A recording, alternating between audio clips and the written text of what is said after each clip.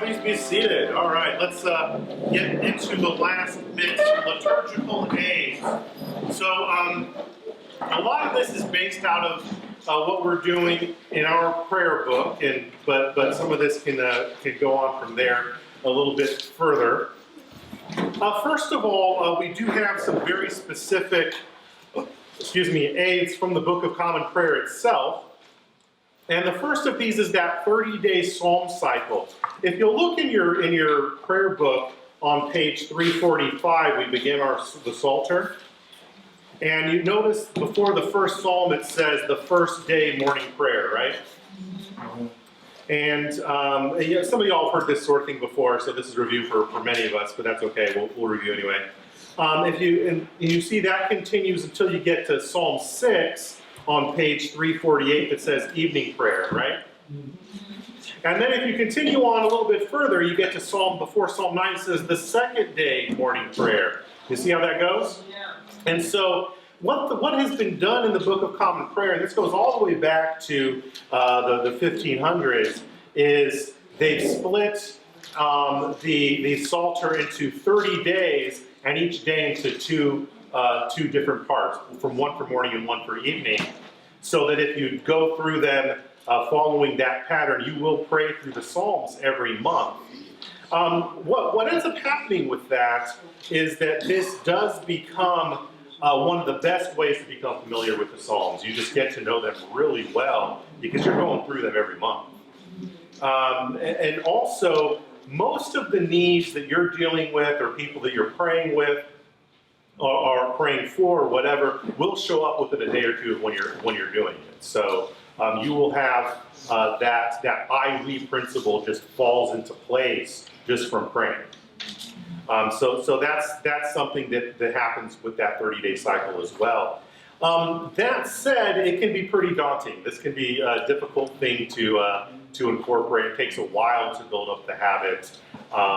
Sometimes it can really even take years. So you kind of ease into it. You don't try to play catch up. That doesn't ever work. It never works. And so you ease into it, but that's a really recommended way. That is kind of the historic way we've done the Psalms as Anglicans using the Book of Common Prayer.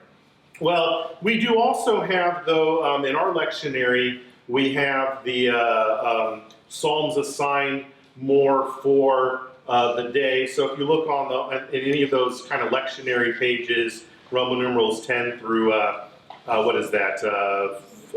44,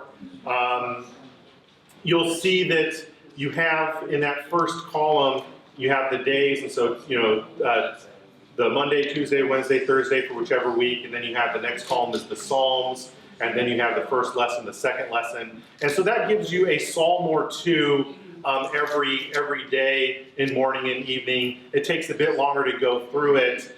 And it's loosely based on the readings for the church year, so it mostly goes along with what's going on seasonally. That's especially true for the Sunday Psalms. Unfortunately, these are not comprehensive. They skip around. They don't do it in order. You don't get to know the Psalms as well this way. And again, they do skip the imprecatory Psalms. So this is a way to incorporate the Psalms into your daily prayers and readings, but it's not going to be as good necessarily as that 30-day cycle. But it's a lot easier than the 30-day cycle. So there you go. And we on our Wednesday nights we do choose the psalm that we do on Wednesday nights based on that when we're doing evening prayer. Okay, and then on page 9 in your prayer book, page Roman numeral 9, not Arabic numeral, Roman numeral 9. So right before the lectionary, you'll see this list of selections of psalms, right? And so you have, first of all, God the Creator, and then they give you a list of psalms that deal with that. God the Redeemer, God the Judge, God's glory, God's sovereignty, God's law, providence, mercy, the incarnation. So that's going to be especially about Jesus himself, very, very obviously. About the passion, so psalms that relate to his suffering. About the church, worship, thanksgiving, prayer. Psalms about trust, psalms about God our refuge, etc., etc. And This is a topical selections. It is a very good tool when you're doing intercessory prayer. Because if there's somebody who's going through something or a particular issue, you can usually find something that relates to it on this chart. And so that's very, very, very helpful. And then a special one I want to point out is at the very bottom of that page, you have preparation for Holy Communion and Thanksgiving after Holy Communion. Sometimes when you're receiving, there's a lot of waiting time. It's as you're waiting for the ushers to get to your row, or there's a lot of waiting time afterwards. I like to, when I was sitting in the pews and not at the altar all the time, I usually would pull one of the psalms from those sections and kind of meditate on that, kind of as a post-communion devotion or a pre-communion devotion. So those are very, very good. And that's directly from our prayer book. We also ought to look at singing the Psalms, right? We just were doing some of that. And the Psalms were indeed meant to be sung, right? I mean, that's what they were there for. That's what the word means itself, is songs. So the Psalms were meant to be sung. It's kind of a little drab when you're in some churches, and okay, let's read the Psalm responsibly. The Lord is my shepherd, I shall not want. So there, He maketh me lie down to sleep. You totally don't get it that way, right? There's something that comes in singing kind of gets away from that sort of thing. So there's a few ways we can do that. One is using the metrical psalms. That's what we were just doing earlier today, right? The hymnal has some of those. And so what metrical psalms are is they take the psalms and paraphrase them so that they'll fit a particular rhyme and meter scheme. And so if you look on that last page, it says common meter, CM or 8686. And what you find is that it's always going to be 4 lines. That's the last page of your handout. And the last page of your handout, Psalm 23, it says CM or 8686. Well, if you count, that first line has 8 syllables. The Lord's my shepherd, I'll not want. Right? The Lord's my shepherd, I'll not want. Is that 7? I don't know. It's supposed to be 6. It's supposed to be 8. He makes me down to lie. That's 6. So it rotates between 8, 6, 8, 6. You see? We call that common meter or ballad meter because a ton of songs use that. Amazing Grace, O God, our help of ages past, Gilligan's Island, House of the Rising Sun. It's a very common way that we do things in that meter. And so what they did is they paraphrased the psalm to fit into that meter, and then with every other line rhyming, so that then you could fit it to tunes, right? And what you'll find is in the back of any good hymnal will be a metrical index where you can look up the meter, and so then you can say, okay, let me find a tune to fit a psalm that's in that meter, right? So if you have a metrical psalter psalm that's done that way, then you can just kind of find tunes. Our hymnal does have some metrical psalms in them. That first thing we did on your very first page in your handout is from our hymnal. And so this, it says LM at the top, that's long meter, so that's 8888. But that top one, number 277, is a paraphrase of Psalm 117. And then the bottom one is a paraphrase of Psalm 100 to the same tune. And the tune is called Old 100 because it was originally written for that number 278, for Psalm 100, and for that particular paraphrase of it. And so you will find that in your hymn, in the hymnal that we have, and a lot of hymnals will have some of those. This was very common in the early days of the English Reformation.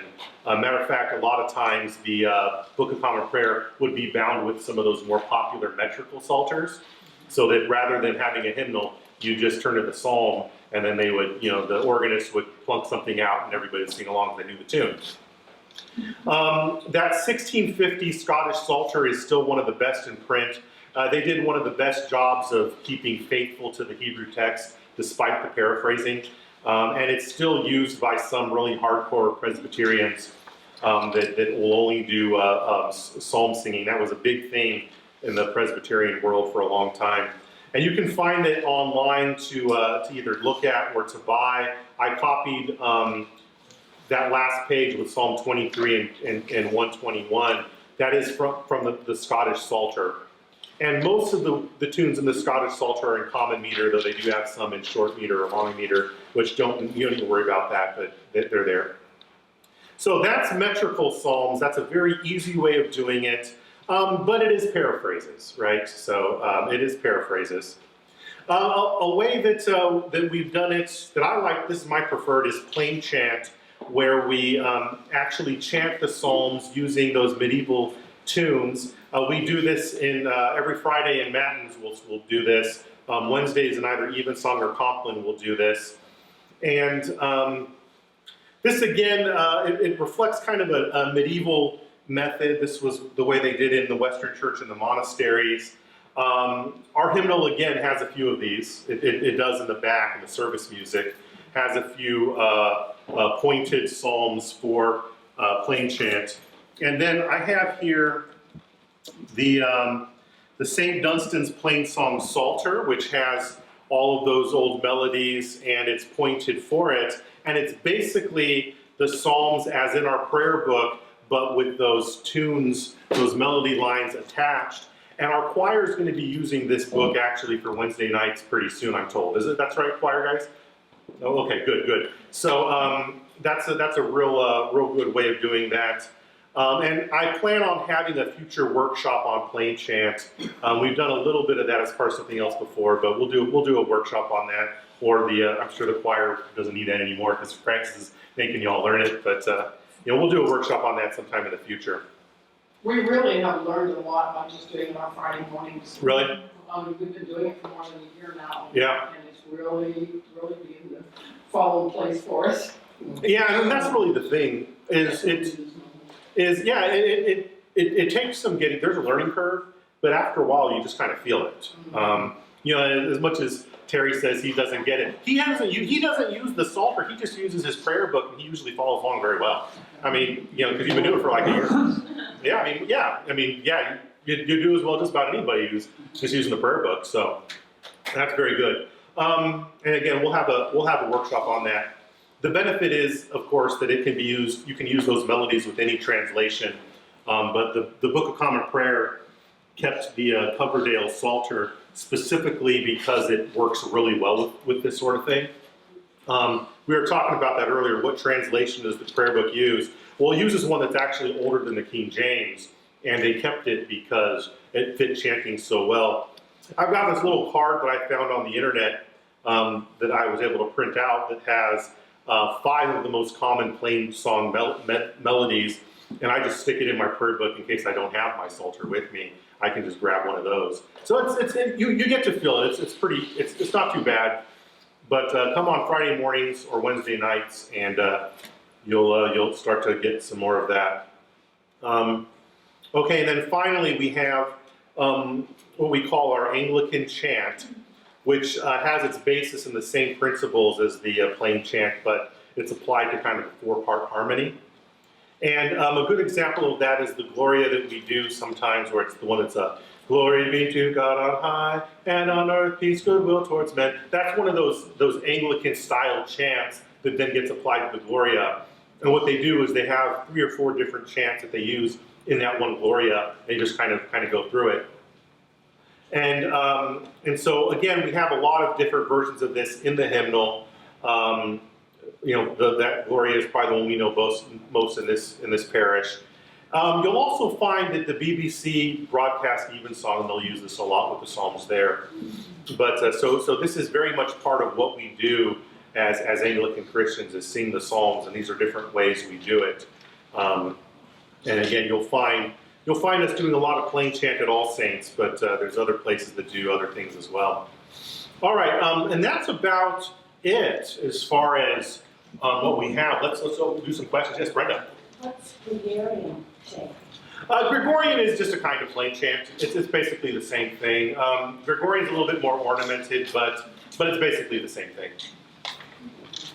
Any other questions on the Psalms and using the Psalms totally? Yes, Terry. This is just kind of my question, but we were looking at one of the Psalms earlier, and in my Bible, in that color Bibles, it had one way, but in the prayer book, it had 2 lines flip-flopped.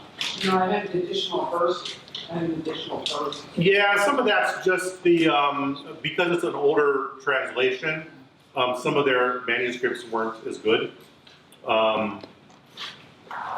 When it comes to English translation, the King James is really kind of where they got really scholarly.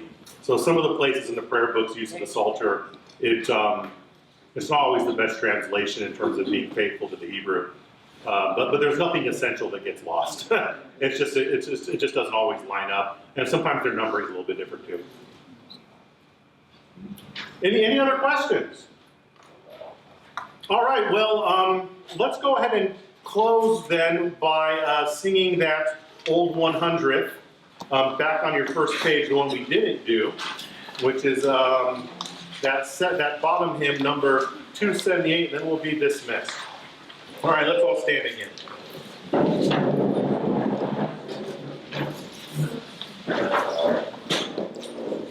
All people that on earth do dwell, sing to the Lord with cheerful voice, and serve with fear His